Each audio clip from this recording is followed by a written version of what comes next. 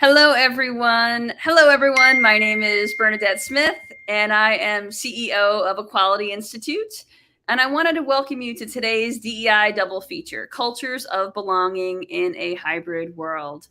So, I am joined today by my friend and colleague, Latanya Wilkins, who's author of Leading Below the Surface. But, Latanya, you introduce yourself because you are you're one of my favorite people to work with and refer to, and I'm really Yeah. excited to have this conversation today.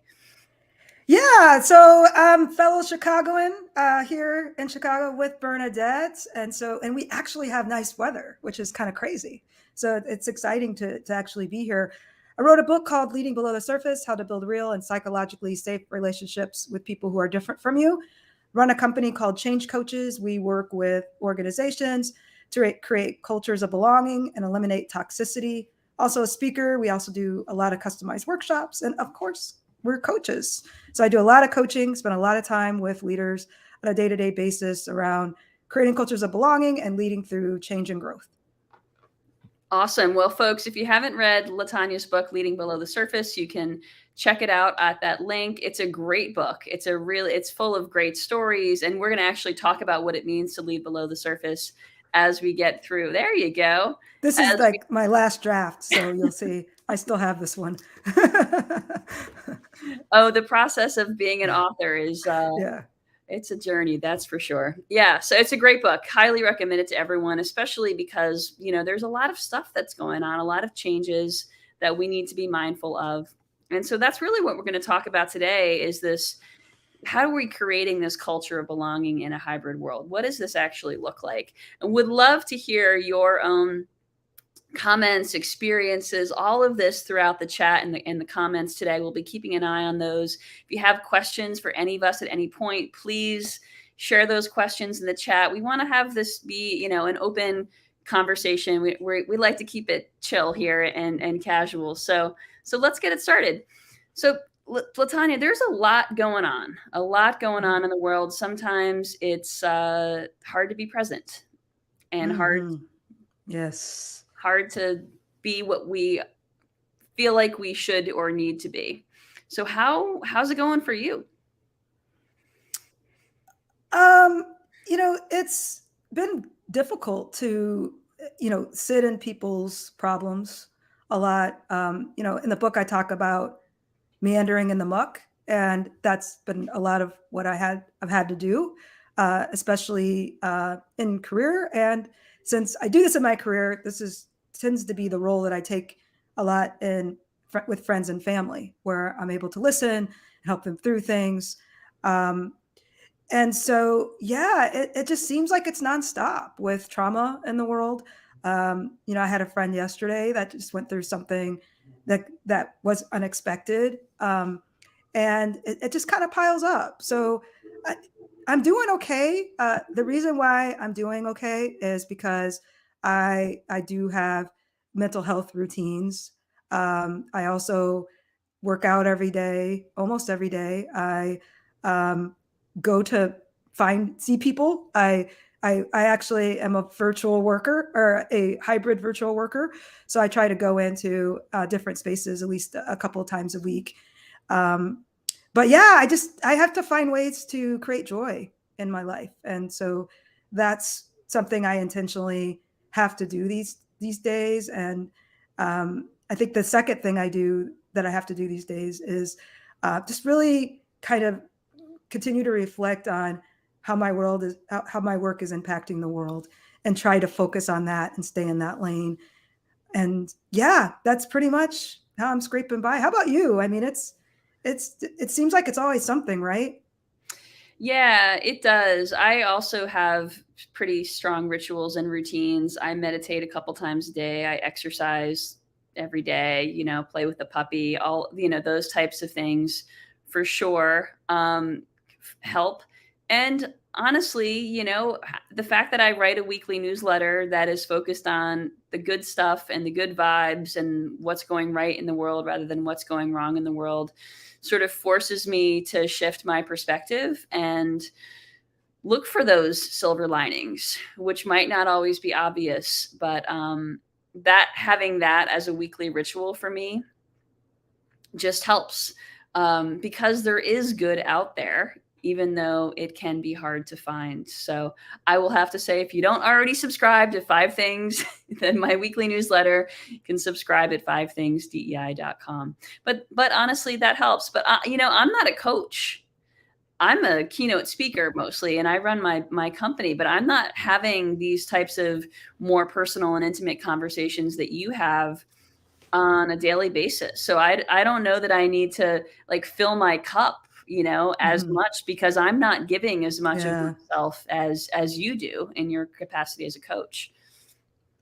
Yeah, I appreciate that acknowledgement. You're right. It's extremely important that I have these strong rituals and these strong routines every day. Um, I am I'm in deep with people every single day, ranging from CEOs to, other types of organizational leaders to just, other like emerging leaders, to teams. And teams are, as teams get more diverse, there's more conflict, right? We know what the stats say. And Right. so, yeah, again, I think it's, yeah, making sure that if you do work like this, that you take care of yourself too. I also have lots of communities, different communities of coaches of Mhm. color, different types of coaches, and we support each other as well. That's great. Folks, anyone who's watching, if you have specific routines or ways that you avoid burnout or refill your cup or, process this stuff, whatever the trauma happens to be, because there's a lot of different kinds. And some of us experience multiple kinds because of our multiple identities. And so if you have some of your own experiences or comments that you'd like to share, please add it to the comment section. We'd love to hear what you all are up to. Okay, so let's get into this. So in my book, I talk about belonging as sort of the holy Mhm. grail, as like this almost elusive and very idealistic state that we have to really strive to achieve. What's been your experience about belonging? And what does that actually look and feel like from your perspective? Yeah, so I think with you saying belonging and talking about belonging, that's where the world is. That is the future of work. When you look at all the studies that are out there, I know there's one I like to quote from McKinsey that said belonging is top 3 things that employees want at work, but employers think it's things just like remote work. But belonging is important. Belonging, feeling valued, those are probably the 2 things that go in tandem. What's interesting, Bernadette, and you probably see this too, is we talk about belonging. It sounds like an idealistic state. It sounds amazing, right? That you could go and feel that way. But a lot of organizations have a hard time with what it actually means. It's like similar to psychological safety. We talk about it, throw this term around, but a lot of organizations really struggle with knowing how to create that or what this actually means. And so when I talk about belonging, and when people feel belonging, I talk about the example. It's think about like having a table and there's chairs around that table, and you have your own chair, right? And no one's trying to take that chair, no one's trying to steal that chair, no one's trying to move that chair. When that chair is empty, the team knows it's empty. They're waiting for that chair to be refilled so they could come back to that chair. That's what belonging is that there is a sense of there's a sense of like interdependence between the person and the organization. And so it's in a good way, right? Where, if I remember one of the first times when I knew I belonged, and I talked about this on a podcast a couple weeks ago, but someone asked me that question, and I remember I was like in like 4th grade, and I was playing softball. And I remember I was terrible at softball, let me tell you. But one thing I was good at was hitting the ball because I had 2 big brothers, and they would teach me how to hit balls, and that's all I was good at. I wasn't good at catching the ball; I was good at hitting the ball.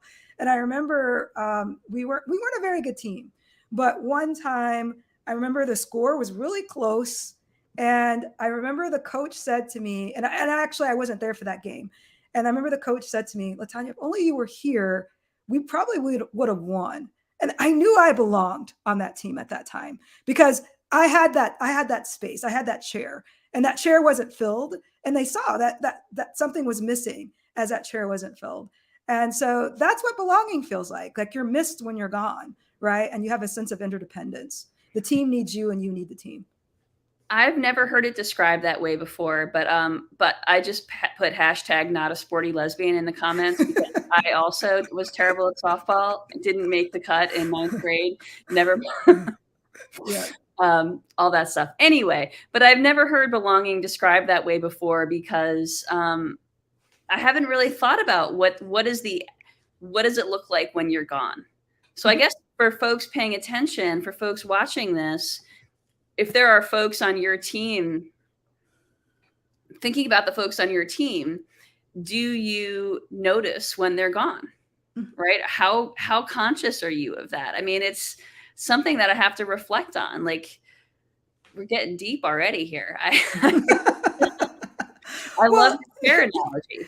yeah, and it's like when people take parental leave, right? Like I Right. have clients that are they're either getting ready to take or they come off of parental leave. And that's a big test of belonging too, where you missed when you were gone. Was your seat still there again at that table? Did someone move your seat to the side? Did someone put a cushion on it that you hate, right? Like that's how you know you belong. Wow. All right. I love that.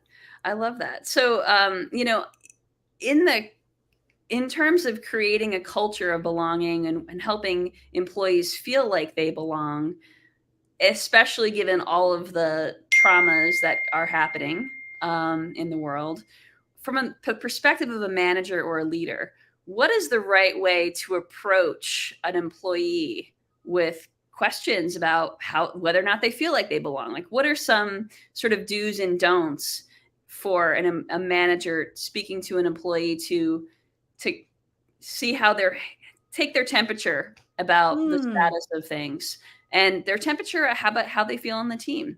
I mean, obviously we can see the overall results on an employee yeah. engagement survey, but what about on a one-to-one level? What does that look like? Yeah, I'll probably answer this one differently too, because I don't see it as a push approach. I see it more as a pull approach, where um, like there's a lot of I was in corporate for quite a while, and I led leadership development teams, and we would always have questions managers can ask, but the issue with asking those questions is there has to be a lot of trust, right? And so I focus on building that trust first and building that psychological safety first. Well, how do you do that? And I posted about this earlier this week on LinkedIn, but it's more about that day-to-day trust, empathy, and psychological safety building that you need to focus on. And what I would do is, if you want to know if your team belongs, I would first focus on just committing to create that sense of belonging through creating a psychologically safe environment. How do you do that? Well, the best way you can do that, the easiest way you can do that is and most accessible is through your one-on-ones. So all of you are going to be having one-on-ones if you're a manager with your employees, if you are a team member with other team members, if you're on a project with other project team members. And so in those, instead of starting off a one-on-one with just status updates, kind of going into, okay, what are some of your wins this week? What are some of your frustrations? Like, what are you frustrated? What's challenging to you? What do you wish you could change? And Mhm. as people are giving you these answers, don't judge them. Just listen. Don't judge them. Just listen. One of the things that you might do as a manager to kind of show that someone belongs is that you might agree, right? And like you might say, oh my gosh, yeah, it is frustrating. I hate that dude, right? But you're not doing that. All you're doing is listening, and you're not judging, and you're not punishing. That's most important. So you're not punishing people if they're talking about a leader that has a lot of power that they're having challenges with. You're not punishing them or going behind their back and breaching that trust. You're asking them, hey, how can I help? And so again, creating that psychological safety and focusing that in your one-on-ones will help you create that sense of belonging at work. I was leading a workshop yesterday, and it was really interesting because someone said something that you probably haven't heard either, Bernadette, and I hadn't heard it put this way either. But he said, like, if you don't have the tools that you need at work, you don't feel like you belong, right? If you don't have the resources that you need at work, you don't feel like you belong. And so again, creating that space where people can talk about the resources that they need, or people can talk about the frustrations that they have, or the wins that they have. And again, you're creating that environment where they can share that, and that you're being a champion of that, is going to create that belonging in the workplace. I love that. And I love that you're focused on what happens in the one-on-ones. And one thing I noticed you were modeling in how you were asking those questions is you're definitely asking from this place of curiosity, right? And so I think staying in that mindset of being curious, not confrontational, no prejudgment in those questions is really important. Absolutely. I think, sometimes when we teach managers or people how to have meetings, it's very mechanical, but there's going to be a lot of judgment or discernment, I should say. I don't necessarily want to say judgment, but discernment, and how you approach those questions and how you approach that. Absolutely. So you talked about psychological safety, and some of the folks who are watching might not know what that term means. So Mm-hmm. would you mind just quickly defining it? And it's also the subtitle of your book. So your Mm-hmm. book, again, is Yeah. Leading Below the Surface. So what does it actually mean to lead below the surface, and how does it play out? And what is psychological safety? So sort of three questions there. Yeah. So why don't I just go with the three prongs of below the surface leadership? So in leading below the surface, I talk about I talk about basically why we are failing as leaders, right? And I talk about the standards that we have, and how the standards of leadership haven't really kept up with the pace of work, right? Our workplace is so much different than it was many years ago, even 5 years ago, but we're still have these dominant leadership standards that are out of date. For example, competition over collaboration, meritocracies, they don't work, right? Belonging is what we're trying to go for, but we still have these outdated leadership standards. So it's challenging that, and finding and making a way for a new way of leadership. So those three prongs are, first off, empathy. I talk about different ways to access empathy in leading below the surface. The second prong is psychological safety. So that's going to answer your question. Psychological safety, being able to make mistakes at work without judgment, being able to bring yourself to work without judgment, but making sure that you can basically speak up also without punishment or judgment. And these are some things that a lot of people cannot do at work. And so with psychological safety, just so you can kind of conceptualize what this actually means, I want you to think about someone at work that, or someone in your organization that seems to make a lot of mistakes, but they're still very, very valued, right? Maybe they make mistakes and they're learning from those mistakes. And maybe that's seen as innovation because that's what's expected of them. But you see that person, but then you see another person and they make those same mistakes and they're kind of derailed.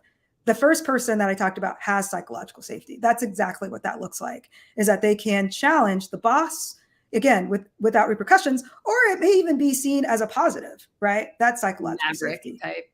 Right. Mm-hmm. And the third prong is real leadership. And that, again, that's the type of leadership making the way for a different archetype: relatable, equitable, aware, and loyal. It's an acronym, and that's the acronym.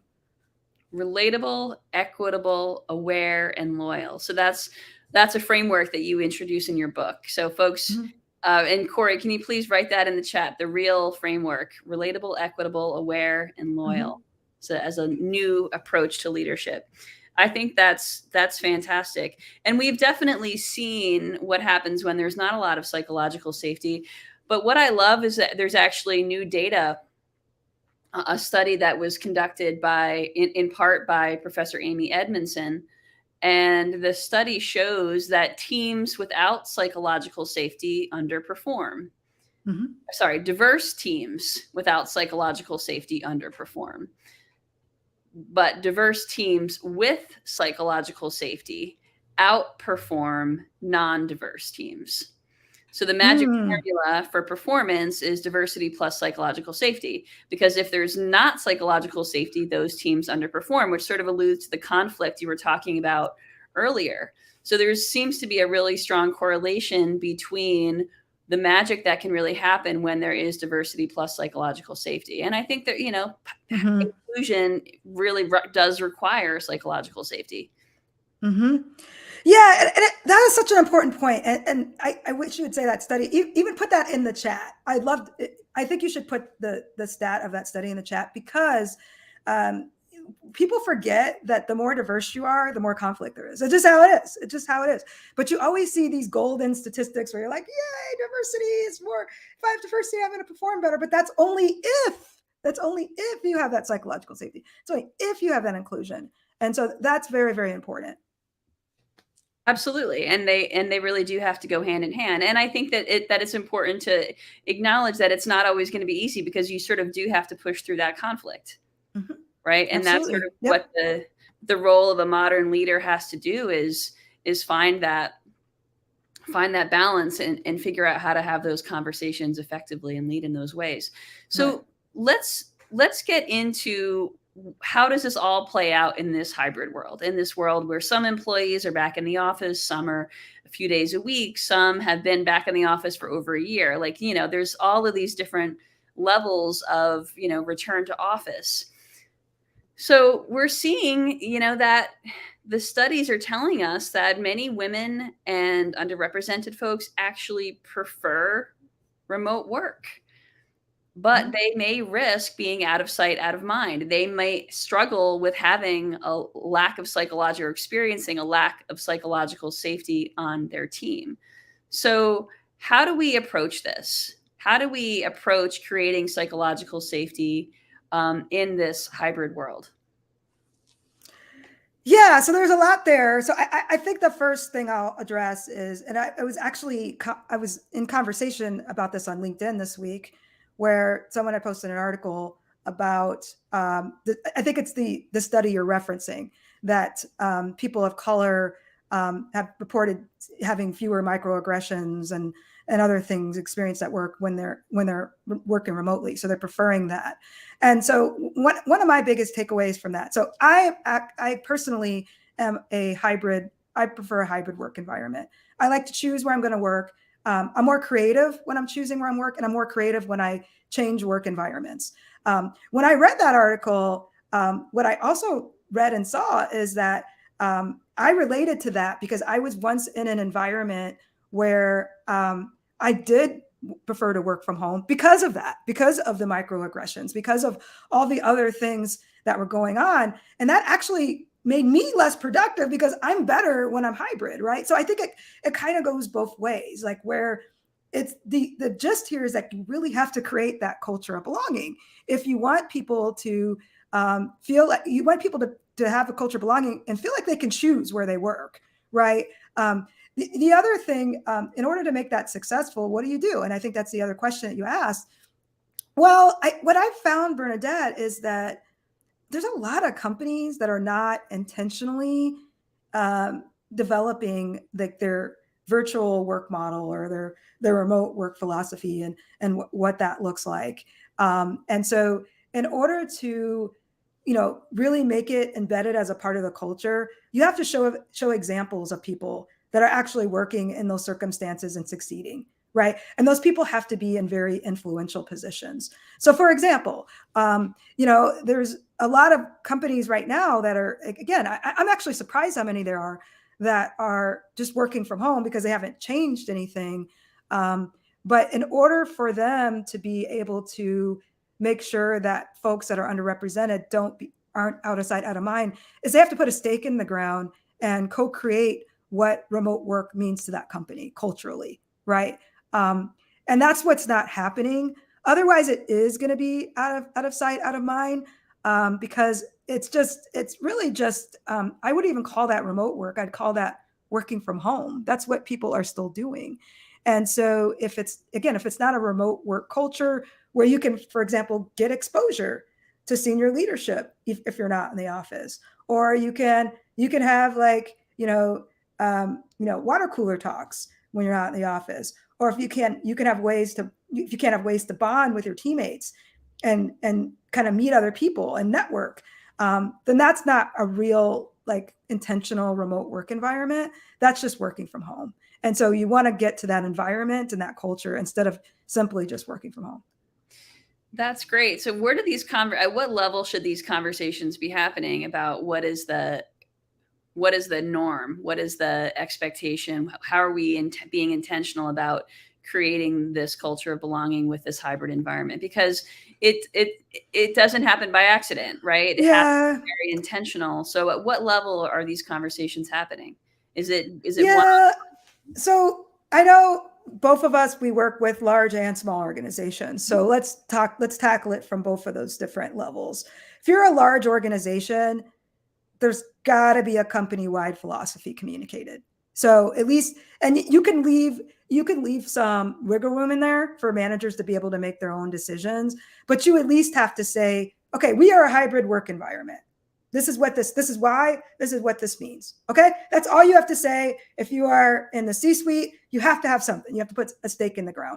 What you can do from there is have some wiggle room, right? And say, okay, the stake in the ground is that we want teams to be together at least once a week in the office, unless you are a 100% virtual employee.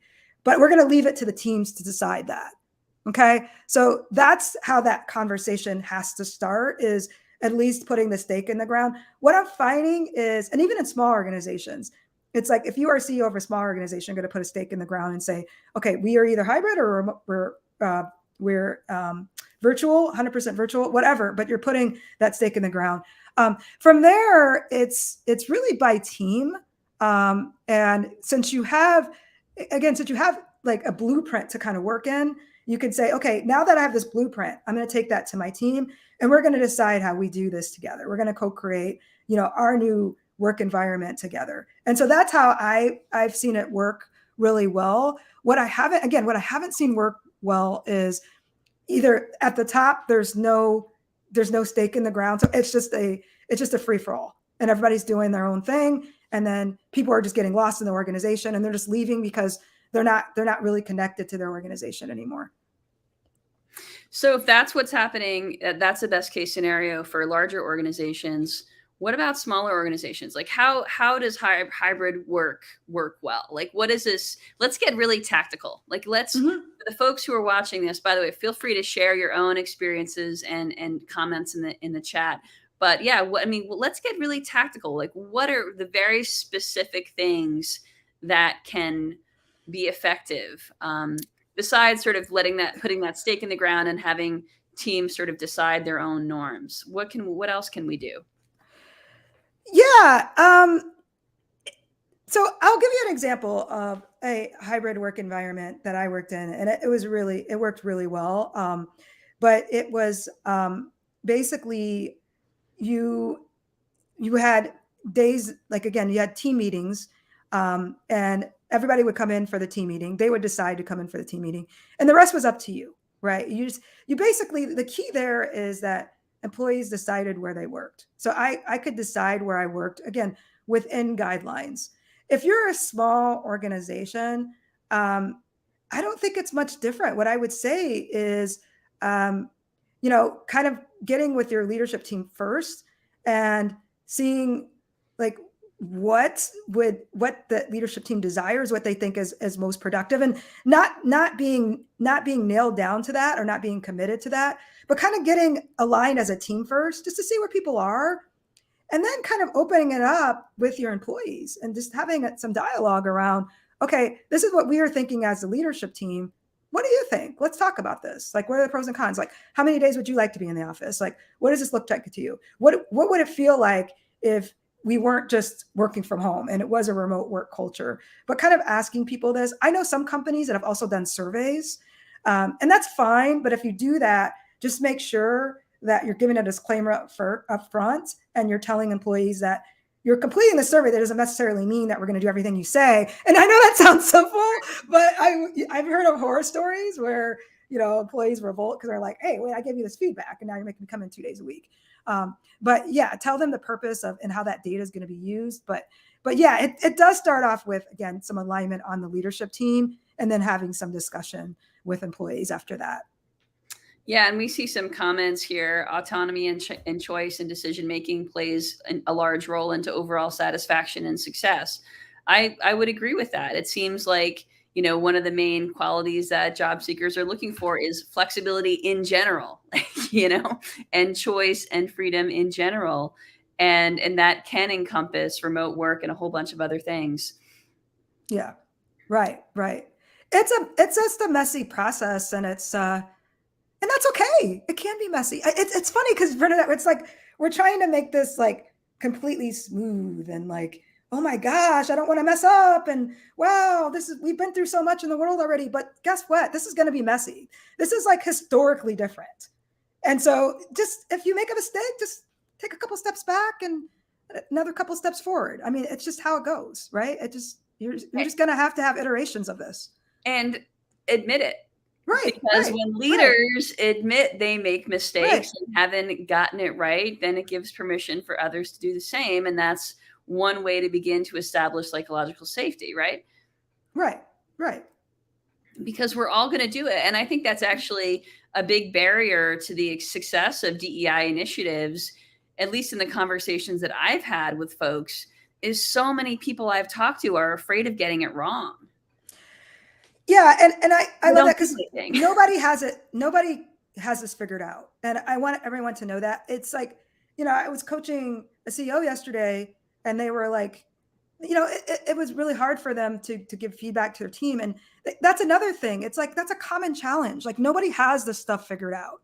So if people are saying they have it figured out, they don't. Then I would be suspicious because they probably don't. Again, it's the world is changing at like the speed of light, right? And so yeah, what you decide today may not be what you decide tomorrow. But again, putting that stake in the ground is so important. So you at least have a compass, right?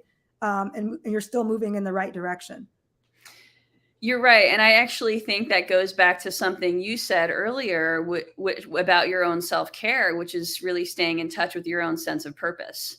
Mm-hmm. Right. And I feel really similarly that it's important for me to be mindful of my why, my sense of purpose as well. And I think that when we are that having that sense of purpose as sort of a beacon, as this compass, as you said, I think is really powerful. And leaders, if you're not already sure of your own sense of purpose, or if your organization does not have a clear one, particularly around DEI, it's time, Mm-hmm. because you got to be a little bit evangelical about it. Right, right. You do, and and again, and that's why if you start with a leadership team, I mean, you got to get aligned just on that, just what you just said. It's okay if you're going to disagree, but if you can't go in at least with a little bit of alignment to your employees, then that's when all hell is going to break loose, and everybody's just going to be in their corner doing whatever they want. Absolutely. So let's just chat about the potential pitfalls here. There's a lot Mm-hmm. that can potentially go wrong with hybrid work. Yeah, yeah, There are some companies that are allowing teams to establish their own norms, like what we've talked about, but others have only allowed senior leaders to work remotely. So what are the potential disparities and inequities that we could be facing, and how do we? I mean, I think you have a sense of how we can be proactive about yeah, minimizing those, but they're still going to show up. So yeah. your thoughts on potential inequities here? I feel like I wish I had a hazard emoji and I'd put it next to others allow only senior leaders to work remotely. The big X that's in the emoji. I'd probably put that there. Don't do that. That is like the worst thing that you can do. Do not do that. Not by levels. That's never, never, never a good idea. But your question, if you allow teams to establish their own norms, again, in order to eliminate inequities, you have to put a stake in the ground, right? You have to say, yeah, we are hybrid, and what this means is a couple days a week, except employee facing groups, or whatever, customer facing groups. Right. But you have to put a stake in the ground.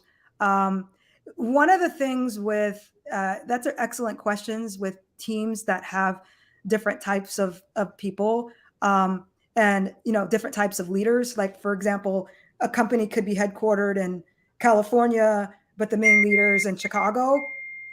So you're going to have an issue there with like the stake in the ground. And so again, you have to put some broad stipulations around this. Like if you were hired 100% remote, obviously, this doesn't apply.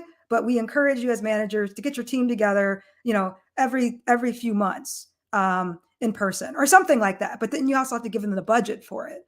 So again, I think you could fix all this by putting a stake in the ground and making sure that you as a leader are holding your team accountable for being within these guidelines that the company is setting.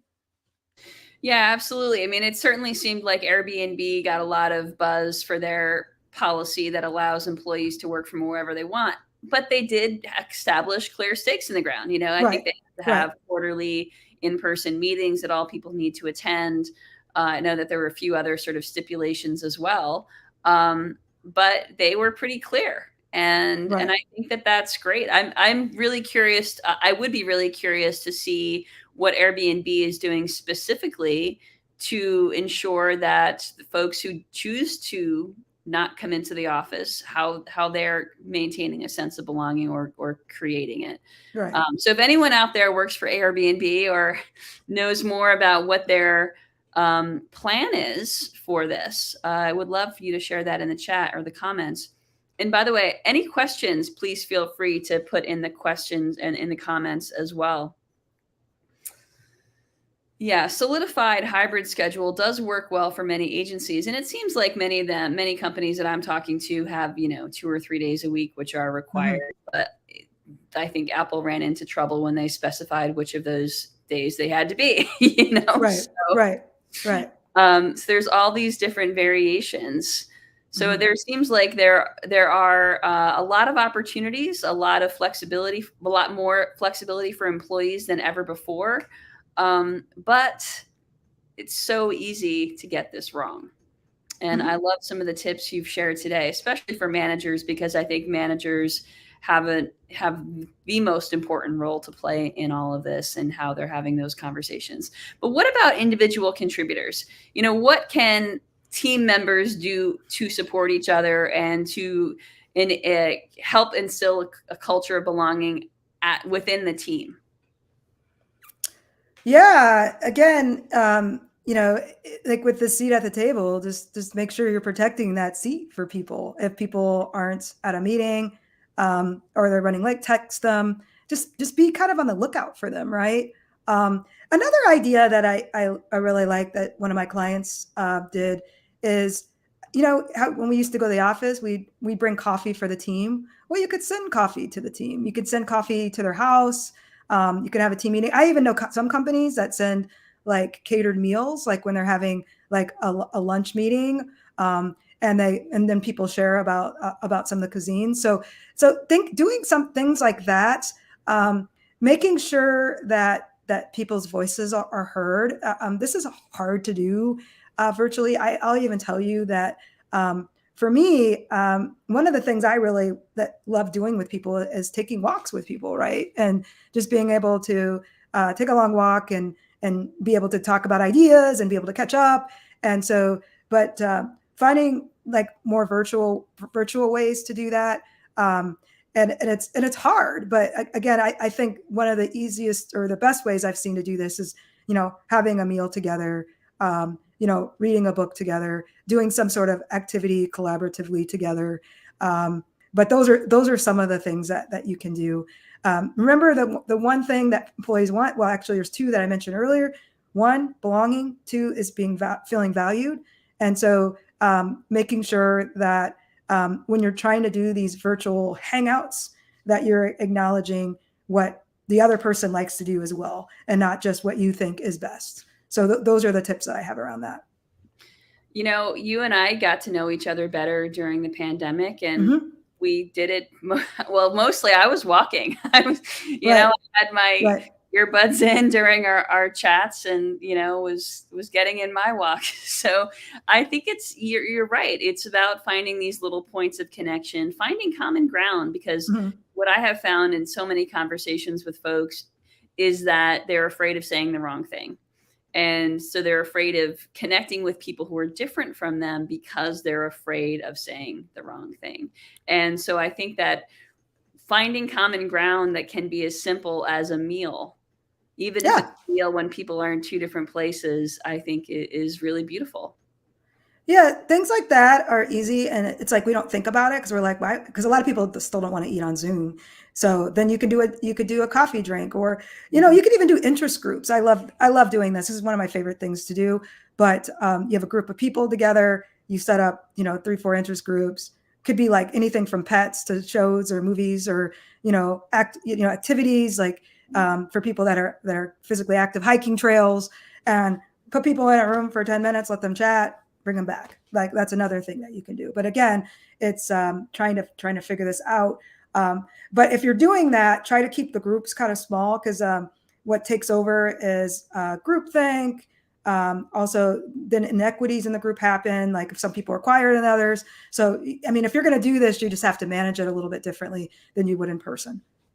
Yeah, that's great. Yeah, I've definitely hosted some events over the past couple of years in which we did small group breakouts with different themes and gave folks the ability to move within the breakouts so they could sort of, spend 5 minutes and then change Mm-hmm. breakouts if they wanted so they can change their interest groups. But again, things like, what Netflix show are you binging? Right. Thing, Right. right? Things that take the pressure off. It doesn't always have to be heavy. It doesn't have to be work. It doesn't have to be, identity based. Mm-hmm. Right. Right. Exactly. This is great. Any questions from the audience? Any questions, comments? I see great comments here in the chat. Um, Having an option to work remotely could be problematic, but a solidified hybrid schedule works. We must find ways to connect, even if it seems harder than usual. Yeah, because Mm-hmm. inclusion Mm-hmm. requires intention.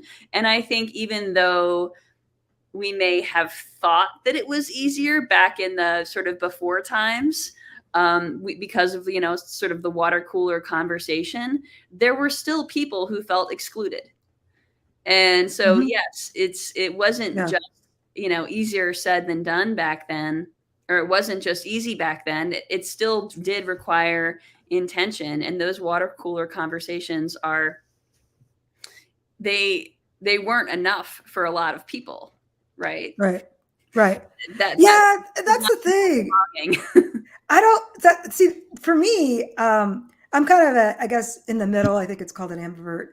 And I don't like small talk. I absolutely hate small talk. So again, like if you're doing these groups, you got to figure out, you got to balance like people taking over the group, people being more talkers, um, and also small talk versus not small talk. Like some people like small talk, right? Some people. So I mean, again, you can have topics that are deeper, right? Like I'd probably like to enter like a deeper topic, right? Like, hey, let's talk about. I mean, as deep as like Netflix shows or books. Like, what books are you reading? And let's learn from each other. But yeah, make something for everyone. Yeah, exactly. I have a private question here. How do we make room for these social interactions without making people feel like they'll be missing out on doing work or Ooh. don't see the value of those interactions? So, not everyone's going to buy into this, oh, let's get in a breakout room and chat about Netflix or books. So, how do we make room for those without excluding those who don't really, that's not really their thing for whatever reason? You just have to have other activities, right? Again, well, first of all, if you're going to do the groups, you have to have people at different levels of the organizations attending. Like, Mhm. how cool is that if your CEO shows up and is talking about their favorite shows, right? Like, so you got to make sure that you have that, number one. And again, that's what I mean by having a remote work culture versus working from home. Like that would be a remote work culture where CEOs popping in, you're getting some exposure. Um, but yeah, I mean, you got to have it. But then you have to have other things. Like some people, again, like I was talking about, I know there's introverts out there that are probably like, this is a night. I don't want to be in that room. Like, this is weird. So then that's when you can have one-on-ones, or you can, there's the app called Donut where you can have a cup of coffee with someone, and it's built on Slack. But there's other things you can do if you want one-on-ones as well. So another way is one of the ideas I liked that another client was doing is they were like doing team exchanges where two different organizational leaders would recommend that different people on their team connect and just do one-on-ones, get to know each other better. So that's another way. Like again, you got to offer some solo or one-on-one opportunities and large group, because some people are gonna not like large groups. And Monique, and you nailed it, right? Bernadette, you nailed it, where you said yeah, this is one of those things where people aren't going to feel, they're not going to feel right. So That's great. And I think it just, what I love about that answer is it really does bring to life all of the different ways this is possible. And, what is it? And the clear distinction between a remote work culture yeah, versus working from home. And I think yeah, that's what's the key takeaway here. If there's nothing else that folks really take away is about establishing what are the norms of this remote work culture. Because I think that you're right, putting a stake in the ground and being really clear about what does this look like. And I love the example of having a CEO drop in, because I think that makes sense. I think people can relate to that. And it's a great idea for folks from the leadership team to show up for these things and lead by example in that way. So thank you for being really clear about that distinction, because I think folks are really paying attention to, yeah. they want to get tactical, right? Mm-hmm. That's the thing that I hear from so many folks is, tell me what to do and I will do it. Yeah, I don't know where to start. and it's exactly right, Bernadette. It's like, it's so hard, and that's why I love Corey's question, because it's like, you do this, and then it's like, catch 22. Like, some people are going to feel excluded by this, and so how do we make sure, like, it could turn into like the cool kids club, or favorites, like the favorites of this person. And so that's why you have to have rounded opportunities. It's like, it's almost like, even in person, like, you can't just have golf, or hanging out, like sports, like, right? It's like so what are some other activities? And this is just one idea, but but with that, I challenge all of you to think about introverts, like what do they like to do? You can ask some, if you have one on your team, like, how comfortable do you feel with this? Like, would you rather do something else, like maybe something one-on-one, or maybe do book groups, but just having other ways to connect. And I think that brings up another really key takeaway for folks here today, is to ask folks, because we can't assume. No. And assume that what works for one team member is going to work for someone else. What works for one team is going to what's going to work for another team, and certainly at the whole organization level. And so having these conversations one-on-one as a team to establish these norms, I think, is really critical, because I talk about it in my work all the time. We can't make Right. assumptions Yeah. about what folks need. And honestly, I'm building my own company. You're building your own company. We both have teams that we're leading.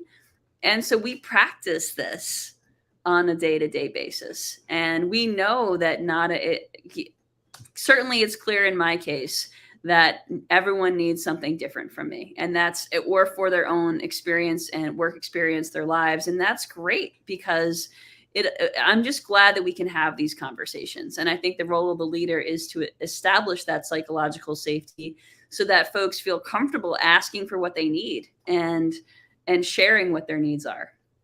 Yeah, absolutely. Yeah.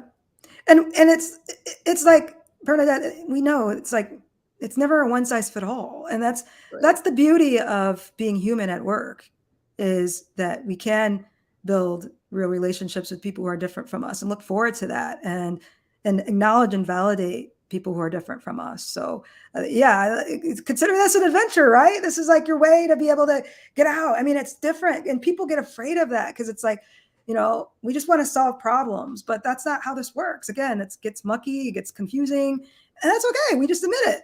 Hey, we're on a journey. Yeah. We have these get-togethers, but we're going to add something else too.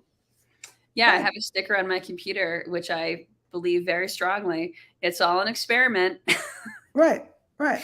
It is all of it. All of it is. And I think if we stay in that mindset that we're just experimenting until we figure out what's right, and that could change, and we're all sort of on this journey together, I think that's the spirit we need to bring into this. But how nice is it that we're actually getting to a place where these conversations are meaningful, because that old model and paradigm of what leadership was and should be has shifted. So, I'm just glad that sort of the pandemic forced this upon us, because there's so much opportunity here. Yeah, I mean, I do think what has happened is COVID-19 kind of propelled us more quickly into the future of work. it was going to happen at some point, but now again, it's moving more quickly. It's like an avalanche, right? Yeah. And so it's yeah, I mean, this is what the workplace of the future looks like, and so we just have to adjust to it. And we're all building it together, right? Mm-hmm. Mm-hmm.